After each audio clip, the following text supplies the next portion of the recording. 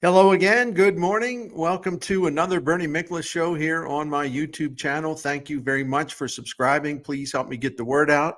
Hit the like button and always enjoy your comments. Well, I hope you had a good weekend. In case you're wondering, yeah, I have a new hat and I'll give you a brief explanation of what it is. I think you'll like it. If you like St. Louis baseball lore, and it can be connected to the St. Louis Browns, this hat right here. This one's very obscure, but that's why I like it. And also the St. Louis Browns connection. This is a 1946 replica cap of, I'm just laughing. I don't know why I'm hesitating. The Paris, Texas Red Peppers. Paris, Texas Red Peppers. First of all, you got to love Red Peppers as a team nickname, right? They competed in the East Texas League, and this was 1946. They were an affiliate of the St. Louis Browns, and I can only imagine how little these players were paid. The other thing I love about the cap is Paris, Texas is the home of Gene Stallings, who coached the St. Louis Football Cardinals. Got to know him very, very well. He's a good friend. Of course, he won a national championship with Alabama. There's a story there that I'll tell sometime. And I had the pleasure of being with Coach Stallings and his family, his beautiful family, because he is a Paris, Texas native. And he has his big cattle ranch still in operation in Paris, Texas. And I was working for the Dallas Morning News. I had a wonderful opportunity to go spend a couple of days with the Stallings family in Paris, Texas. And it was a wonderful experience. Got to know the family even better. And I was writing a Father's Day story about their son, John Mark Stallings, who had Down syndrome and was just a fantastic human being. And they told Gene Stallings and his wife that the boy wouldn't live past 2-3 years, when he was born. And Gene Stallings almost passed out in the in the hospital as far as getting the news. Didn't like the doctor's language of what he called his son. And Gene Stallings balled up his fist and was ready to punch the doctor, but then cooler heads prevailed, but he almost passed out. I mean, it's just, but anyway, John Mark Stallings completely destroyed all expectations. And I should have looked this up before I did the video, but he lived a long life relative to expectations. He passed away. I think he was close to 40 years old. And again, I apologize for not knowing that. So that's the background on the Paris Red Peppers. And you understand why I love it so much. They had one guy on that team, by the way, Homer Peele, P-E-E-L. He played for the 1927 St. Louis Browns. Now, this was 1946, so I guess Homer kind of made his way down the ladder after getting a little taste of the big leagues. All right. Here's what I wanted to talk about today. The Major League Baseball postseason. I'm just laughing. I can't help it. The Major League Baseball postseason. Tommy Edman, right? Happy for him. Totally happy for him. What a performance he has turned in for the Los Angeles Dodgers after being traded there in a three-way deal that brought the Cardinals Eric Fetty. The Dodgers really coveted Edmund. And if you read some comments from their manager and their general and their team president and their Tommy's teammates, the Dodgers had been coveting Tommy Edman for a long time. Makes you wonder why maybe the Cardinals could have traded him high rather than when he was on the injured list, and maybe they could have got more for him. But there we go again. It's always easy to go back and look at what the Cardinals did or didn't do. And I think it's fair game, though.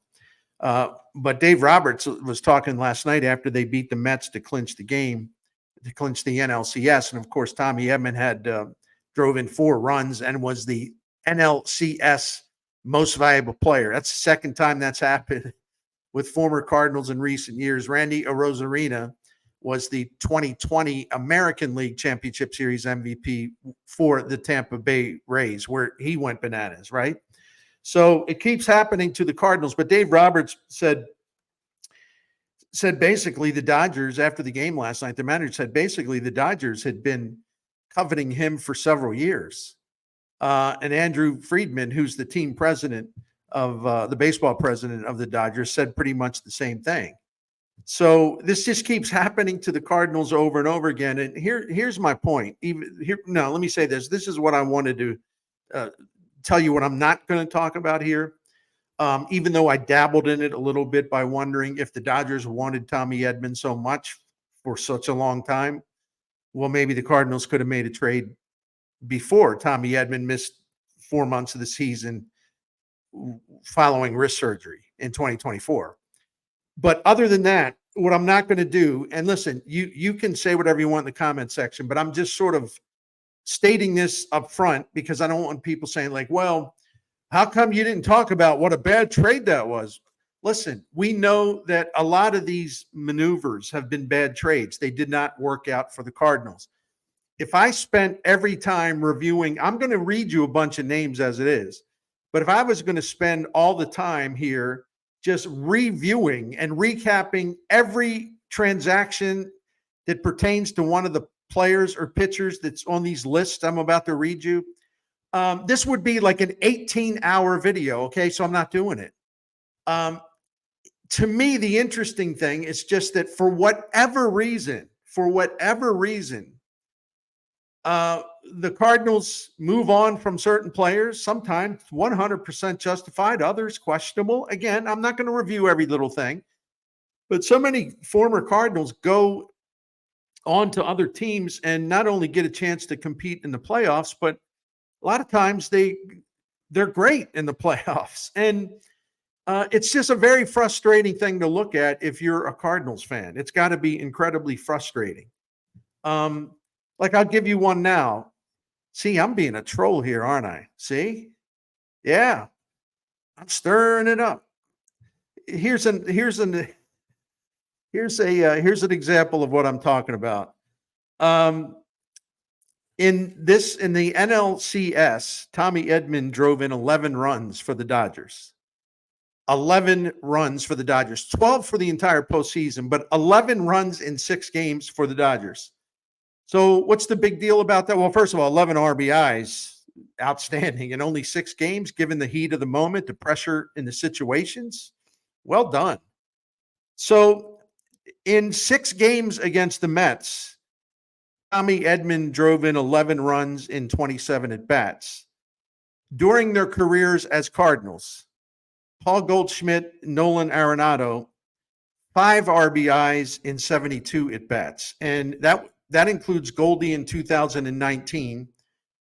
He did well in the NLDS victory over Atlanta, then did nothing against Washington in the NLCS. And this also includes the games that Arenado and Goldie played together as teammates, 21 and 22. That was 3 games.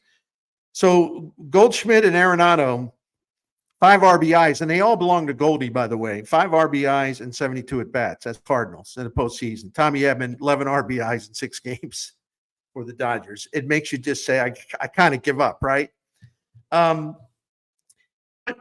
Former Cardinals have been all over the postseason stage after losing St. Louis, leaving St. Louis, or, maybe when I said losing St. Louis, maybe that was some kind of Freudian slip because the Cardinals have been losing. But let me go down this list. All right. I mean, it's just remarkable. And I'm going to try to be really, really quick here. I'm going to go with position players first. And some of these guys, it's no big deal. Okay. It's no big deal at all.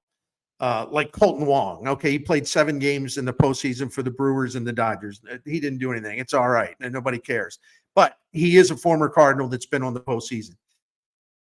You have David Freese. Don't forget him. 8 games for the Dodgers back in 2018 and 19. 12 for 30 at 400 batting average. He also hit 2 home runs, had 5 extra base hits, slugged 733. Well, we knew what that was like watching Freese in 2011.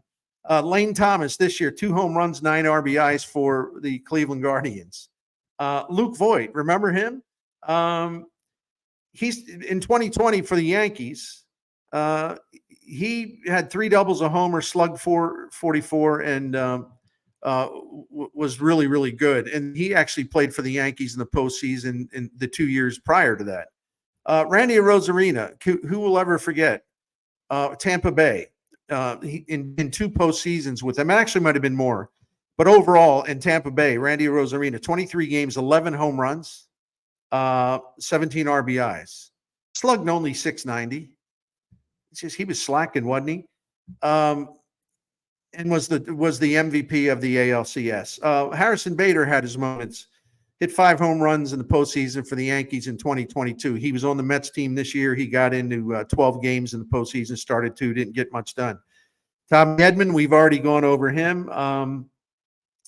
Here's another one that comes up. And again, this is why I'm not going to relitigate these things, because we all know, for example, that when the Cardinals gave up on Adolis Garcia, they basically designated him for assignment because they got him off the 40-man roster.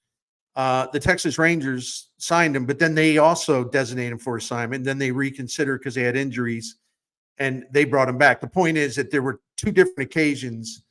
In one occasion, all 30 teams had a chance to sign Garcia. The Rangers did.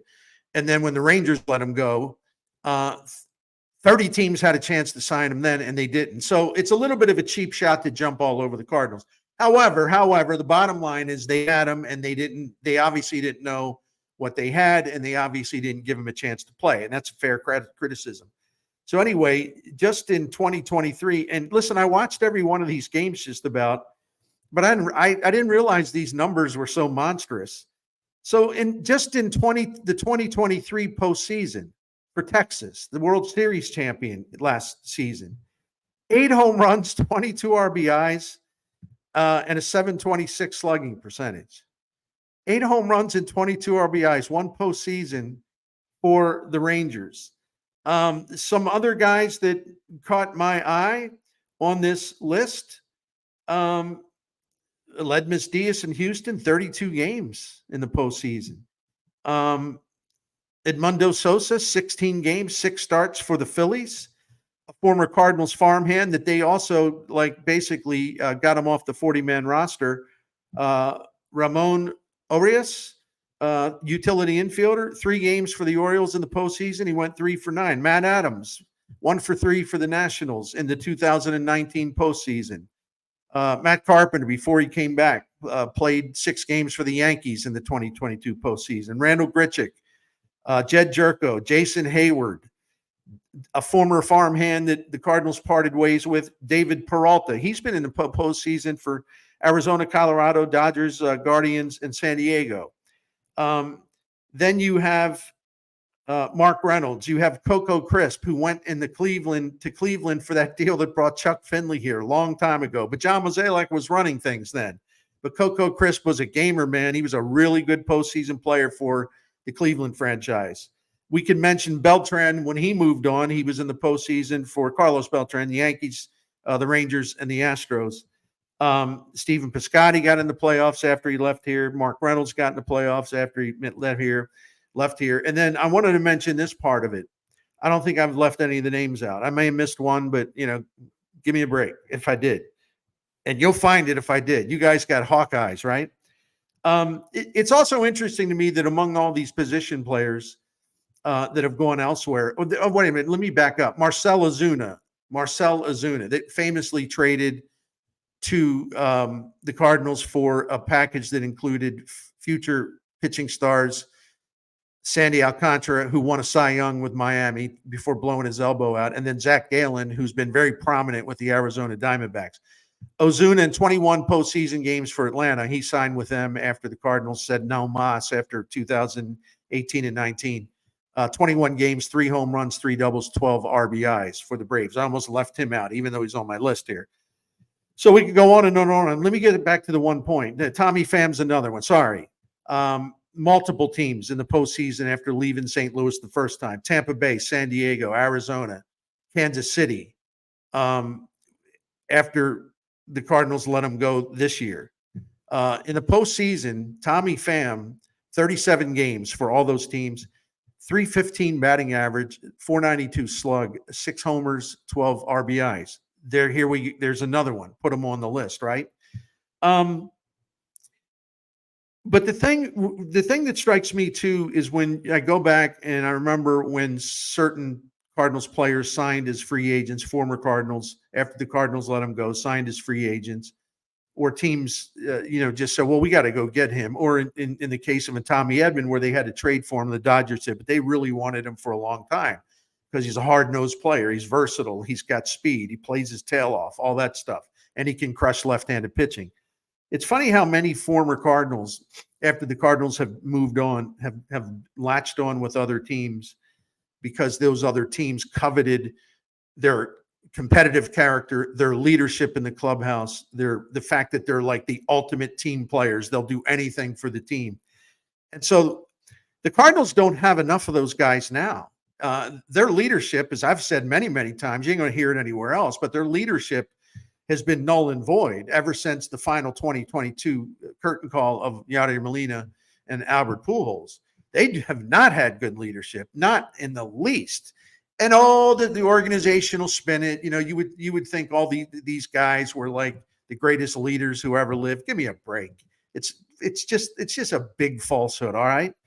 So it's funny how all these teams pick up these like tough, hard-nosed guys, elite clubhouse guys, do anything to win guys. Play, you can put them anywhere. They'll come through guys. I mean, John Jay was signed by the Cubs after they won the World Series. Matt Holliday after the Cardinals said no more. And again, I understand why. He played for 2 teams in the postseason after that. The Yankees and the Rockies. Descalso played for Arizona. And was a guy that they coveted because of the leadership he brought to the clubhouse. Tommy Pham, in his own way, has been a really good leader. Now, some of you are going to say, well, let's tap the brakes on that. Why do these teams move on from him? Because he's such a strong leader. He's 100% honest, and he doesn't filter himself, and that makes managers nervous. Oh, yeah, that's a reason why he was traded to Tampa Bay. Mike Matheny all but broke out, almost got a case of the rickets every time Tommy Pham said something. But we could go right, David Freese, incredible postseason guy who can handle pressure, right? All these guys, so many of these guys. I was just giving you a few examples. Well, how come the Cardinals don't have any of these guys anymore? Now, I might be overstating it, but you get the point, right? How come they don't have these character guys? And I'm even admitting it. I'm probably overstating it, but I'm making a point. But a team that doesn't have enough of that element, it just kills me the way other teams want these players because of the intangibles or the competitive character, the clubhouse effect, whatever. Oh my goodness. I just think that's a fair game fair thing to bring up. It's fair game. There's not as many pitchers, but there are some former Cardinal pitchers. Jack Flaherty. Now, I do think it's funny. Every time Flaherty does something good for the Dodgers in the postseason, there's I'm going to overstate. I'm going to exaggerate for effect. Every time he does something good for the Dodgers, it's I don't know, about 20 million tweets from Cardinals fans. Oh, see, I said they never should have got rid of him. And by the way, I don't know if anybody said that. You all called me out on that for saying that once before. You're probably right. But my point is, people just gloat every time Jack Flaherty does great for the Dodgers. When he was awful, when he was totally awful, junky against the Mets in Game 5 Friday night, terrible. It's funny. There ain't any tweets about that. Not many. Then again, I don't live on X, so what do I know? Anyway, former Cardinals pitchers that have been in the postseason: Sandy Alcantara, Zach Gallen, Adam Ottavino many times, Luke Weaver, breakout star in this postseason because the Yankees closer, Jose Quintana, Flaherty I mentioned. Lance Lynn was in the postseason after the Cardinals decided not to even make him an offer as a free agent when he was done here after 2018, I do believe. Jordan Hicks after being traded to Toronto. Michael Wacha, another one of those heart and soul guys who's great in the clubhouse and just total respect from his teammates. Michael Wacha is another one. John Lackey. Cardinals didn't deem to offer him a free agent contract after 2014 and 15. So he goes with the Cubs. He goes back to the Cubs, signs a deal there, and he was very important in their World Series championship as far as the whole year. Joe Kelly, another guy. Genesis Cabrera. I'm probably Trevor Rosenthal, after he left here, got a postseason in with somebody. Might have, I really don't remember who, but I wrote him down because I looked him up, but just didn't write down the team. So Pat Neshek's another one. Remember him? He was really good for a while. One season he was a Cardinal. He's an all-star reliever. So on and on and on and on and on and on it goes. And you could make, and I didn't take time to do this, if some of you want to take on that project based on some of the names I mentioned, you could build a team. It would have to be a timeless team, because some of the guys faded out later and all this other stuff. And we're talking about, in some cases, two different sets of seasons. But you could build an all-star team, although I'm looking for a catcher and not finding one on this ex-Cardinals list. I probably overlooked it. You could build a team of ex-Cardinals, and it would be pretty good, right? If you're talking about putting those players on at the time they were doing well for their new teams. So why does this keep happening? One thing we can say, because a lot of these guys were original Cardinals, they were drafted, developed, whatever, but they were not brought in from other organizations.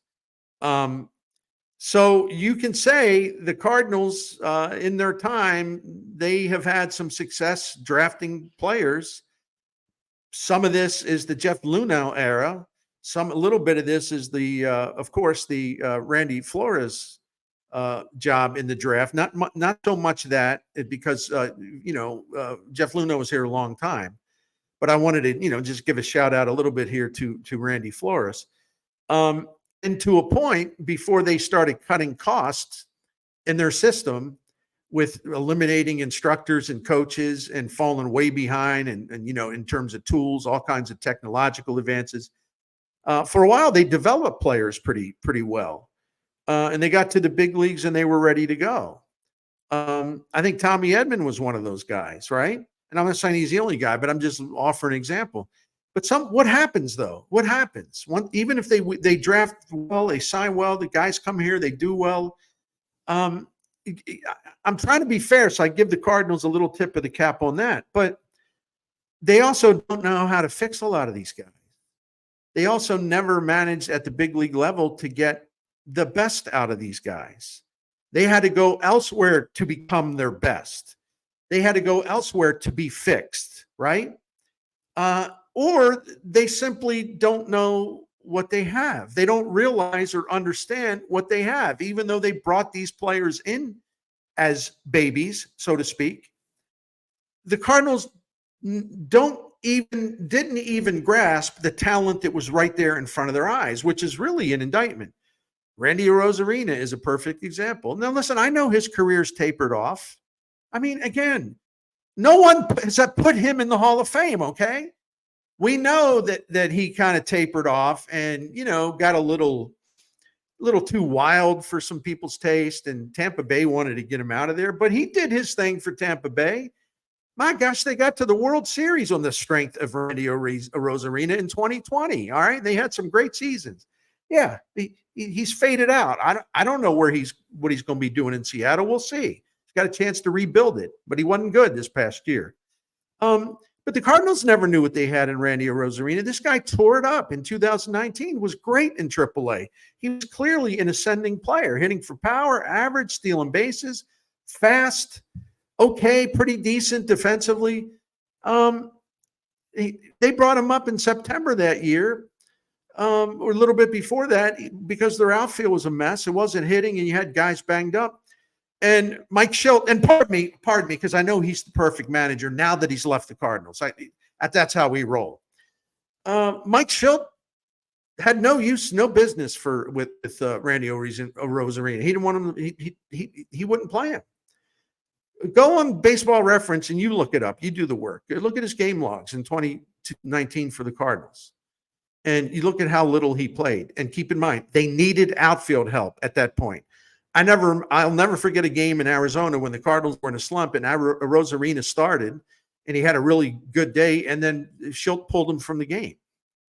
Schilt didn't like the kid. I don't know why. He did not like him. Had something to do with that live streaming when they beat Atlanta. But, after game 5, Google it. You'll find out what I'm talking about. But my point is, there was something about the kid that Schilt didn't like.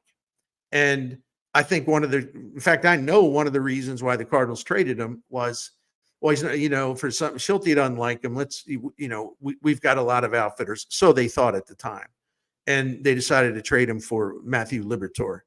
So why is it that the Cardinals never knew what they had in Adolis Garcia? They saw a guy that struck out a lot. Well, okay, a lot of guys strike out a lot, but this guy's got massive power. And again, I know that he was not even anywhere close to what he was in 2023. He wasn't that in 2024. Again, if you want to nitpick and go through all that, again, I don't think you want, and I don't want to do a 5-hour video recapping all one of these guys.